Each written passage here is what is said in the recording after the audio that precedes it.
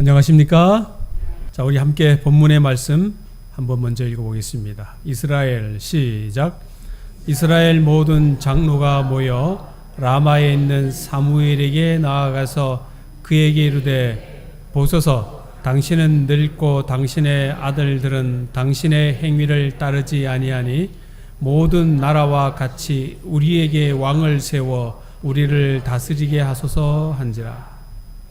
지금 사무엘서 8장에 있는 말씀을 우리가 같이 연구할 것입니다. 여기 사무엘서 이 8장에는 아주 중요한 말씀이 나오는데, 오늘 여기 사무엘서 8장을 중심으로 우리의 큰 이 전환점이 바뀌는 시간들을 우리가 보게 되는 것입니다. 이 8장 전까지는 하나님께서 이스라엘 백성들을 다스린 신정정치, 즉 하나님이 백성을 다스린 이 신정정치의 삶이었다고 하면, 이제 그 이후부터는 하나님이 다스리는 것이 아니라 인간의 왕이 다스리는 왕정정치로 바뀌는 그러한 시점이라는 것입니다. 즉 하나님의 통치 시대는 이제 지나가고 인간이 다스리는 이 왕정정치 시대가 도래했다고 하는 큰 이 전환점이 시작된 거예요. 이것이 우리에게 무엇을 말해주는가? 지금까지는 하나님께서 어떻게 이스라엘 백성들을 인도하셨는지를 좀 보게 되는데, 7장 13절에 있는 말씀을 좀 읽어볼까요? 시작.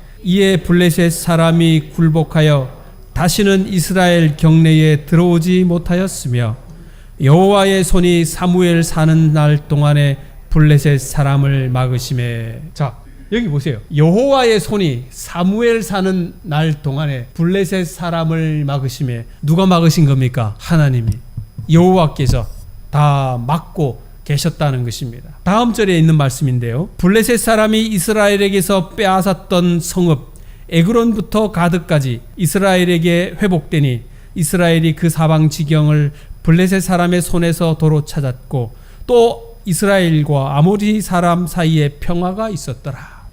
하나님이 다스리는 이 나라, 이 이스라엘 백성들이 하나님을 믿고 의지하고 했다고 하면 그 나라에는 평화가 있는 거예요. 정말 행복한 삶을 살 수가 있었는데, 그들은 종종 하나님을 배신하고 이방 신들을 섬김으로 말미암아 하나님께서 이방 강대국들을 보내셔서 저들이 하나님께로 돌아오도록 하는 그러한 일들을 행하셨다라고 하는 것입니다. 즉 사무엘서 7장까지는 하나님이 이스라엘 백성들을 통치하시고 하나님의 대리자인 이 사무엘 선지자가 치리할 때에는, 다시 말하면 뭐예요? 여호와의 손이 사무엘 사는 날 동안에 블레셋을 막고 지키시고, 그러는 동안에 여기 뭐예요? 이스라엘과 아모리 사람 사이에 뭐가 있었다?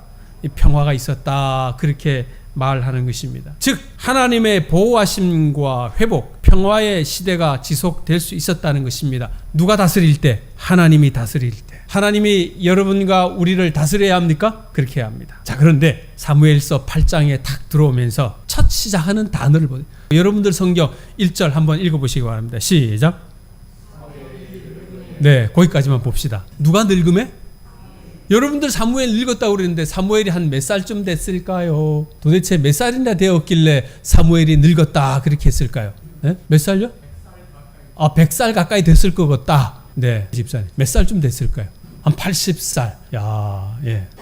자, 제가 말씀을 좀 드려볼까요? 여기에 뭐 정확하게 이때 사무엘이 몇 살이라고 나와 있진 않지만, 그러나 이 구약을 전문으로 하는 학자들 사이에 몇 살이라 이야기를 하냐면 50살에서 70살 이야기를 합니다. 지금 이제 성경은 여기 사무엘이 늙음에 그렇게 표현을 하고 있어요.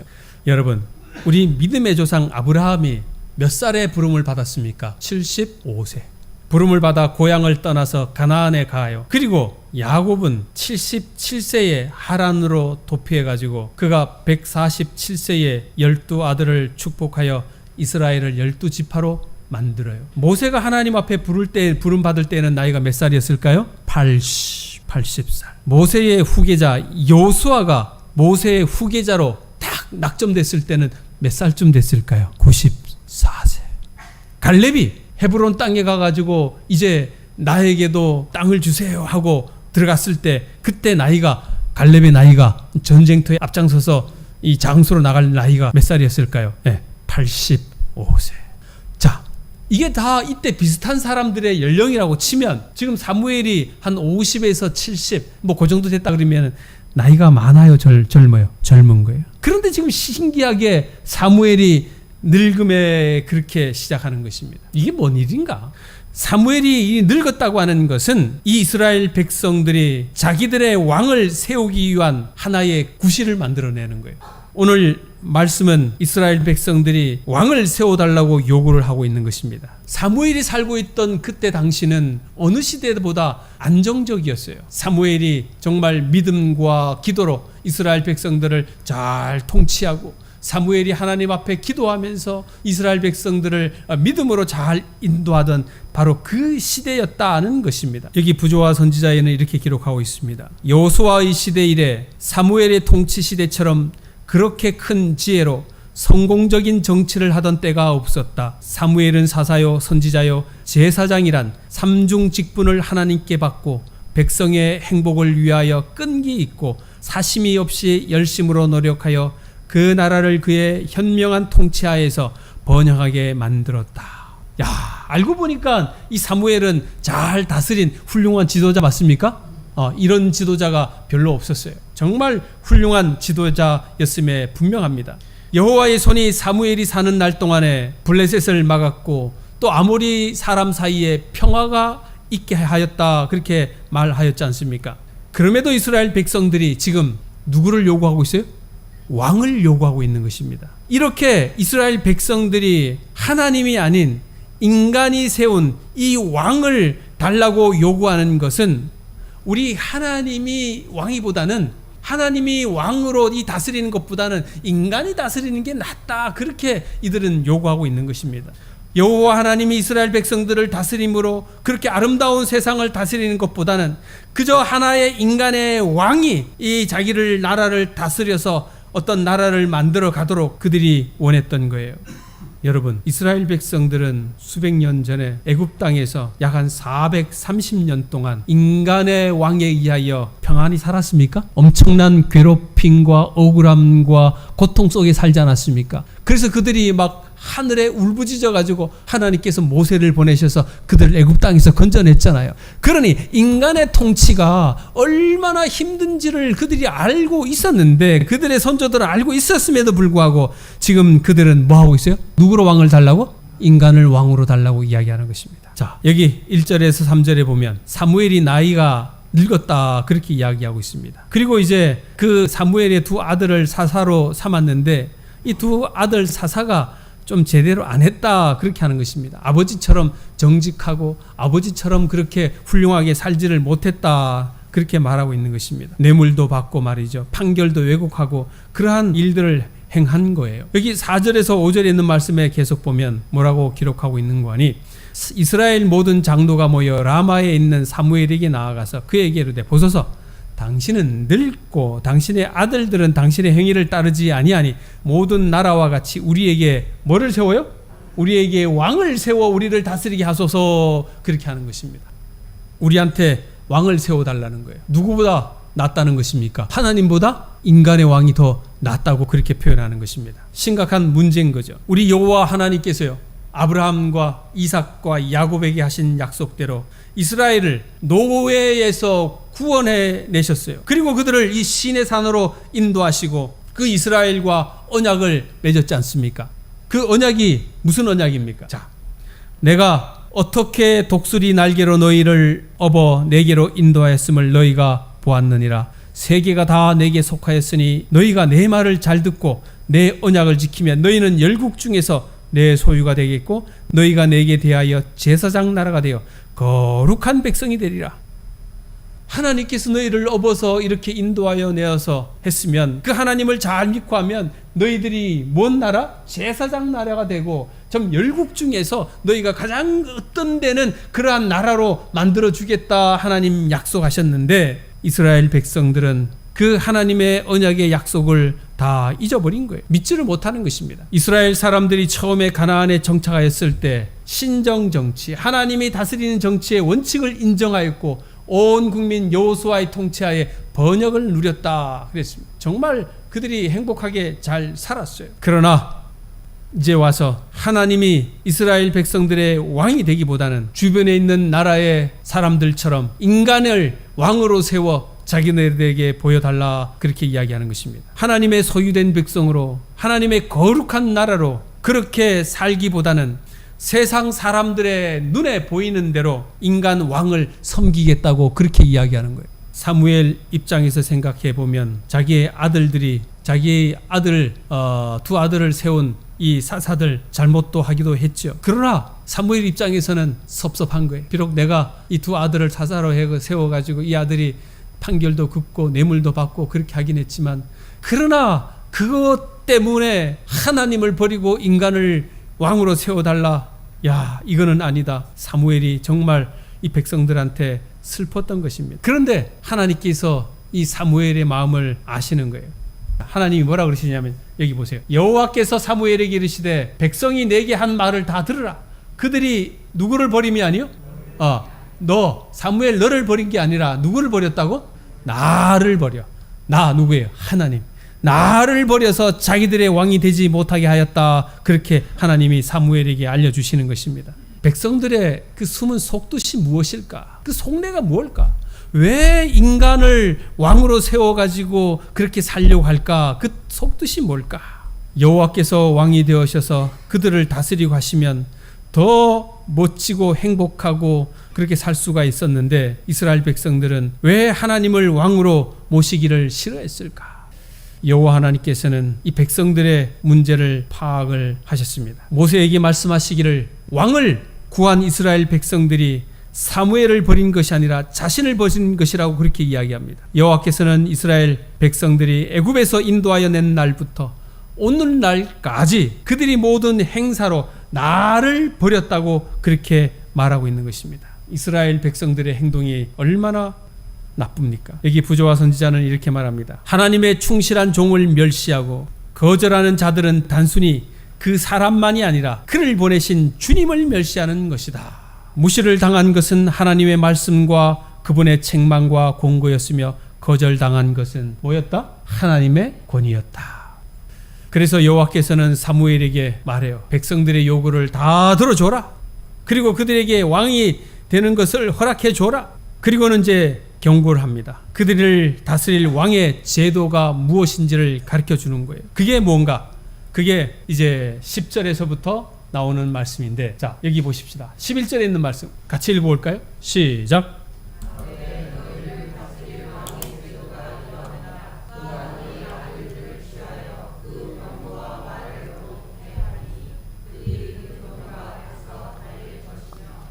자, 여러분들 생각에 이 말이 좋은 말입니까? 안 좋은 말입니까? 네? 가로되 왕을 다스릴 제도가 이러하니, 그가, 이게 누구예요? 사람들이 세운 왕, 너희들이 세운 왕, 그가 너희 아들들을 뭐하여? 취하여 그 병고와 말을 어겁게 한다. 이제 말을 매기는 거죠.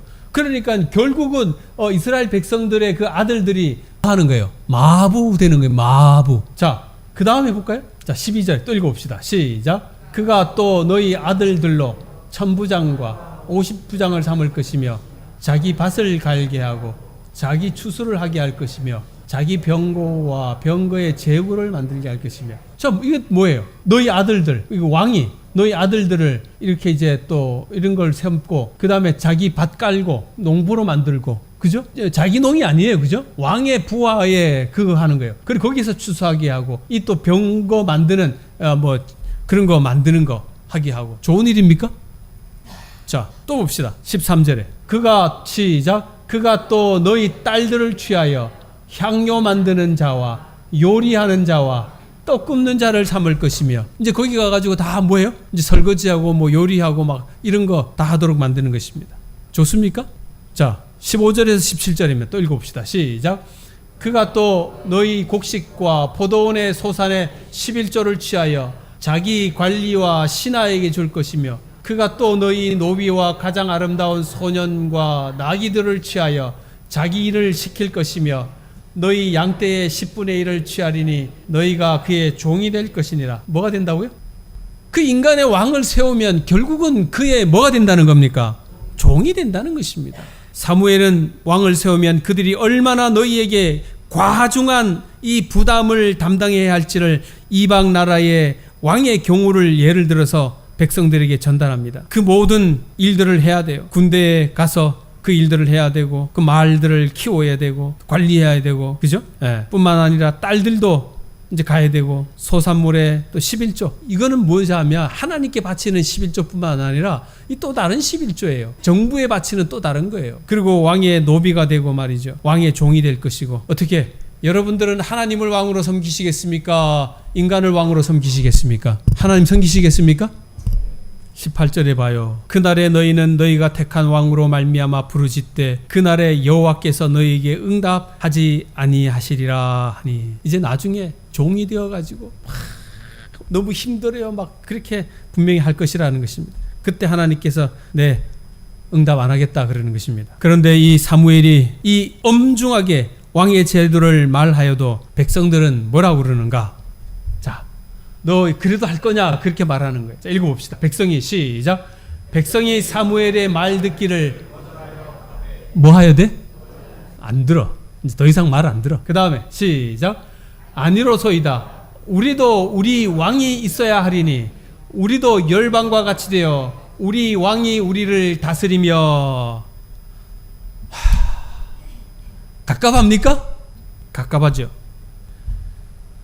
하나님보다 인간이 낫다는 것입니다. 이게 말이나 됩니까? 얼마나 이 죄 가운데 빠지면 이 백성들이 이렇게 되겠습니까?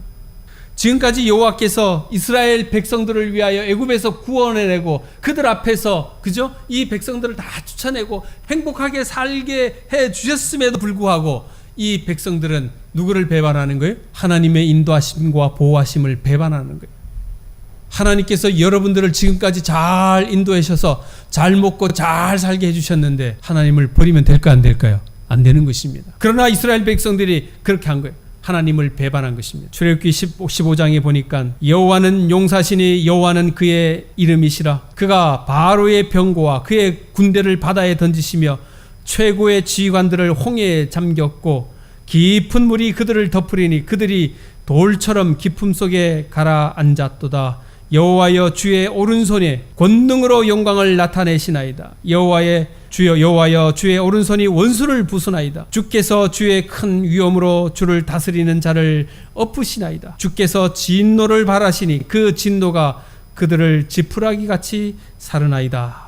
하나님께서 이스라엘 백성들을 향하여 베푸신 그 놀라운 은혜가 그렇게 크고 그들을 어떻게 이렇게 보호하셨음에도 불구하고 그들이 이방을 따라서 이방처럼 인간의 왕으로 인하여 그들에게 다스림을 받게 하겠다 그렇게 말합니까? 하나님을 우리의 왕으로 모시고 살면 우리의 모든 싸움에서 우리의 왕이 되어주시고 우리에게 힘이 되어주시고 그렇게 하시는데 이 문제를 누구에게? 인간에게 맡기겠다는 것입니다. 왕이신 하나님 앞에 우리의 문제를 다 맡기시고 그분이 우리를 지도해 주시고 인도해 주시기를 간절히 소망합니다. 과거 여호수아 때 여호수아를 찾아간 한 천사가 있었지요. 여호수아가 물어요. 당신은 내 편입니까? 반대편입니까? 그렇게 물어요. 그러니까 여호와의 군대 장관으로 내가 너희 앞에 왔다 그렇게 말했지 않습니까? 그래서 여호수아가 그 땅에 엎드리고 절합니다. 나의 주여 내게 하실 말씀이 무엇입니까? 분명히 여기 말씀하십니다. 나는 여호와의 군대 장관으로 이제 왔다. 오늘 하나님은 여러분과 저의 군대 장관으로 지금 오셔서 우리를 지켜주시고 우리를 보호하시기 위하여 오신 거예요. 우리를 억압하고 우리에게 종노릇하게 하고 우리에게 착취하려고 하는 그런 하나님이 아니라 우리를 지켜주시는 그런 하나님임을 여러분과 저가 믿어야 된다는 사실입니다. 우리 사랑하는 성도 여러분, 여호와의 군대 장관이 여호수아보다 먼저 이 땅에 와 있었어요. 사사시대 전투들에도 여호와께서 친히 앞장서셔서 그들을 위하여 싸우시고 했던 것입니다. 그런데 뭐예요? 여호수아보다 이 먼저 군대 장관으로 와 있었음에도 불구하고 이스라엘 백성들은 인간의 왕을 지금 요구하고 있다고 하는 사실이 얼마나 갑갑합니까? 그들의 말을 들어 왕을 세우라 하나님이 명하십니다. 세워줘라. 사람이 원하면 하나님은 다 들어주시는가 봐요. 응답해 주시는 하나님 감사합니까? 뭐까지도 응답해 줘요. 네, 나쁜 요구까지도 응답해 주시니까 우리가 좋은 요구를 하면 하나님께서 얼마나 잘 응답해 주시겠습니까? 아멘입니까? 네, 여기 부조와 선지자는 이렇게 기록합니다. 사람들이 하나님의 권고를 구하지 않고 당신께서 나타내신 뜻과 반대되는데도 불구하고 저들의 마음대로 하고자 할 때에는, 하나님의 뜻과 반대되는 때 그 길로 사람들이 가고자 할 때에, 그럴 때에는 하나님께서는 때때로 그들의 원하는 바를 허락하심으로 뒤따르는 쓰라린 경험을 맛보게 하며, 고집 피우면 뭐 한다는 겁니까? 쓰라린 경험을 갖게 하겠다는 것입니다. 우리 주님 앞에 고집 피우지 맙시다. 주님 앞에 고집 피워 좋은 게 한 개도 없어요. 주의 말씀대로 순종해야 하는 것입니다. 그들로 저희 어리석음을 깨닫고 죄를 회개하도록 하신다. 자, 하나님의 뜻에, 시작. 하나님의 뜻에 반대되는 마음의 욕망은 결국 축복이 되기보다는 오히려 저주가 된다는 것이 판명될 것이다. 우리는 주님 앞에 기도해야 할 마땅한 기도를 하시는 여러분과 저가 되기를 간절히 소망합니다. 여호와께서 이스라엘 백성에게 왕을 허락하신 것은 그들이 요구한 왕으로 인하여 고생을 해보아야 정신을 차리기 때문에 허락해 주시는 거예요. 하나님께서 이스라엘 백성에게 왕을 허락하시는 것은 이미 아브라함에게 언약하셨습니다. 그런데 하나님께서 그 언약으로 허락하신 왕은 세상의 왕들과 전혀 다른 것입니다. 하나님께서 이미 오래전에 당신의 백성들이 왕을 요구할 것을 아시고 이렇게 말씀하셨어요. 신명기 17장 14절에부터 20절에 있는 말씀이에요. 그래서 하나님께서 뭐라 했느냐? 그들이 하지 말라는 것 몇 가지가 있었습니다. 뭐냐? 왕된 자는 병마를 많이 두지 말아라. 왕을 어차피 요구할 거니까, 그러나 혹시 왕이 되면 뭐를 많이 두지 마라? 병마를 많이 두지 마라. 두 번째, 아내를 많이 두지 마라. 왕이 되니까 막 여기저기서 그냥 우리 공주 해가지고 해서 막 하자고 막 이렇게 하니까 좋아가지고 그냥 허벌레 해서 그냥 다 받아들이지 말라는 겁니다. 세 번째, 은금을 위하여 자기를 위하여 은금을 많이 쌓아두지 말라. 이 세 가지는 다 이렇게 해봐야 네가 다 뭐 받는다? 시험 받는다는 것입니다. 자, 반면에 하라고 하는 것이 있었습니다. 뭘 하느냐? 왕이 이제 왕을 요구해서 왕이 되면 율법서를 등사하여 평생에 자기 옆에 두고 읽어라. 네가 왕이 되글랑 혹시 왕을 세워 왕을 되면 뭐 해라? 하나님의 말씀을 등사하여 그 옆에 두고 이 말씀을 계속 읽으며 그렇게 살아라는 것입니다. 아멘입니까? 두 번째, 하나님 여호와 경외하기를 배워라. 그리고 세 번째, 율법의 모든 말과 이 규례를 지켜 행하라. 하나님은 하지 말 것과 할 것을 이렇게 다 알려주셨던 것입니다. 그래서 이스라엘 백성의 혹여 왕이 된다고 하면 그 왕의 가장 큰 덕목이라고 하는 것은, 그 덕목은 뭐냐면 하나님의 율법의 말씀에 순종하며 사는 것이 그 큰 덕목이었다고 하는 것입니다. 그러나 이 하나님의 이 말씀에 순종하지 않은 거예요. 이스라엘 백성들은 이렇게 하나님의 말씀에 순종하는 왕이 아니라 그저 강력한 힘을 가진 어떤 전제 군주를 아마 그들이 원했던 것입니다. 하나님께서 태초부터 부여해 주신 그 자유를 감당할 능력이 되지 못하는 거예요. 그들은 그런 마음들이 있기에 이 세상에는 이 독재가 설 수가 있는 것입니다. 우리가 알고 있는 유명한 독재자들 있잖아요. 히틀러, 무솔리니. 그들 밑에서 사람들이 행복했습니까? 이 교회 보면요, 성도님들도 이런 분들이 계셔요.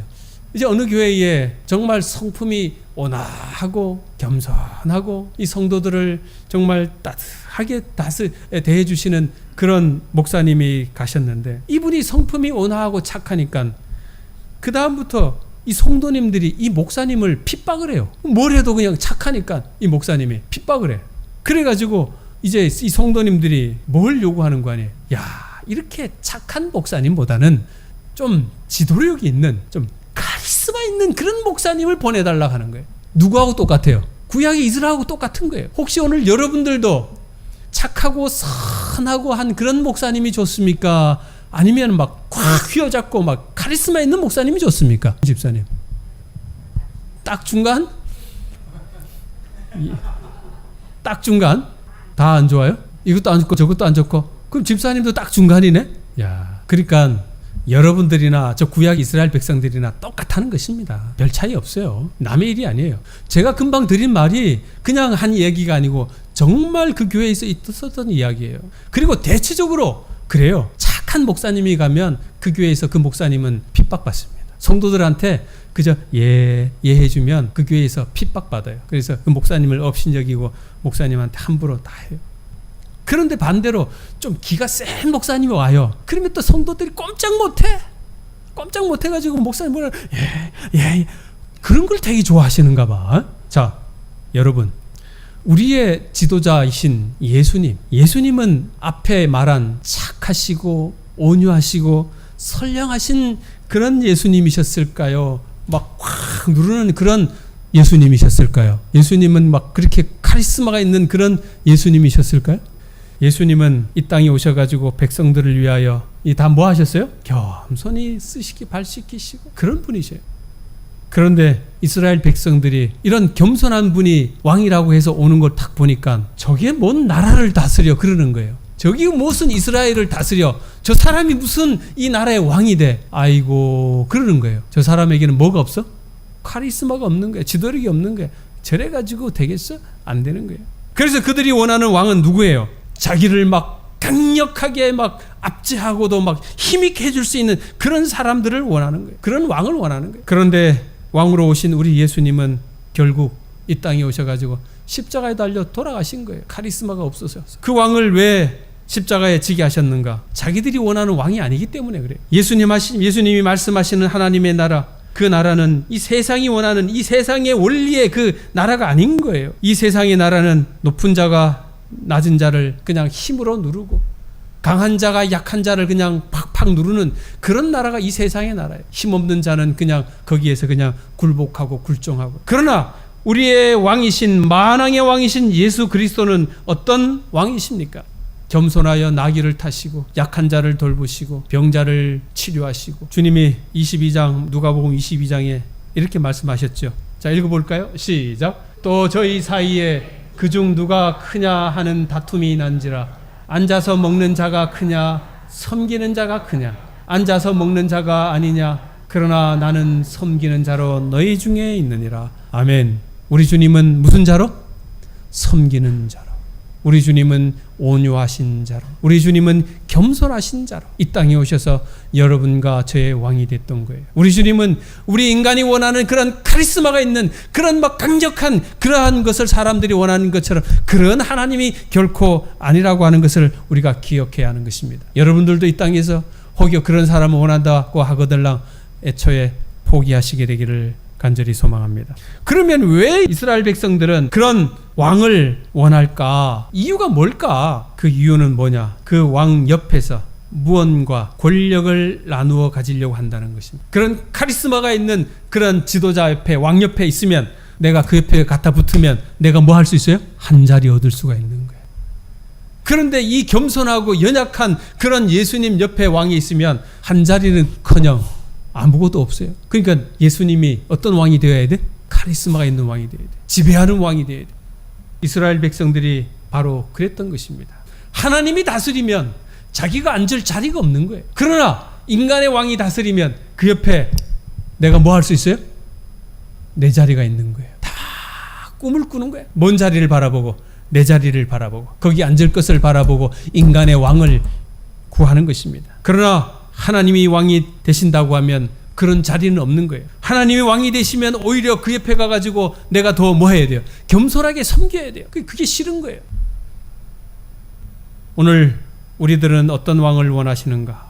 분명히 말합니다. 인자가 온 곳은 섬김을 받으려 함이 아니라 도리려 섬기려 하고 자기 목숨을 많은 사람의 대속물로 주려 한다. 오늘 여러분과 저가 원하는 그런 왕이 바로 이런 왕이 되기를 바랍니다. 이런 왕 옆에서 나도 그분처럼 사람을 섬기고 겸손히 하여 주님의 모본을 따라서 그렇게 살아가는 내가 되기를 그렇게 한번 기도해 보시지 않으시겠습니까? 카리스마가 있는 한 왕 옆에서 한 자리를 강구하는 그런 사람이 아니라 정말 자애롭고 인애하며 겸손하신 그분 옆에서 내가 낮고 천한 사람들의 발을 씻기시며 그들을처럼 섬기는 그러한 사람이 되기를 우리가 강구해야 되는 것입니다. 저는 오늘 여러분들에게 나를 위해 십자가를 위하여 십자가에서 돌아가신 예수님을 나의 왕으로 섬기기를 그렇게 한번 결심해 보시기를 소망합니다. 오직 그분만이 나의 구원자이시고 그분만이 나의 영원한 왕으로 인정하시게 되기를 간절히 소망합니다. 오늘 이 시간 하나님을 여러분의 왕으로 모시기를 정말 아멘으로 화답하시게 되기를 바랍니다. 이 세상의 조류에 휩쓸려 가지 말고 어떤 환경에서도 하나님만이 나의 왕이시고 하나님만이 나의 구주가 될 수 있도록 그렇게 결심하시게 되기를 간절히 소망합니다. 예수 그리스도의 통치만이 이 세상의 평화를 줄 수가 있는 거예요. 그분만이 이 세상에서 화평을 줄 수가 있는 거예요. 그분이 이 세상을 통치하실 때 이 땅에 행복과 평화가 있는 것입니다. 우리 교회 통치사, 여러분의 가정의 통치자 누가 되어야 할까요?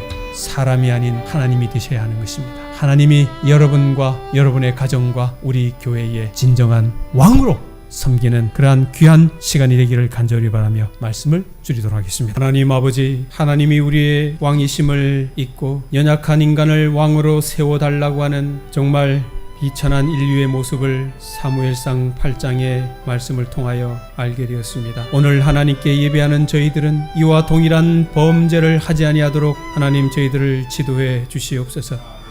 인간을 의지하는 나약한 신앙인이 아니라 전능하신 하나님만을 우리의 왕으로 모시는 주의 거룩한 백성이 되게 해 주시옵소서. 이제는 하나님의 크신 사랑과 예수 그리스도의 무한하신 은혜와 성령님의 돌보아 주심이 오늘 말씀을 듣고 순종하기로 결심한 주의 백성들에게 영원히 함께하여 주시기를 축원하옵나이다.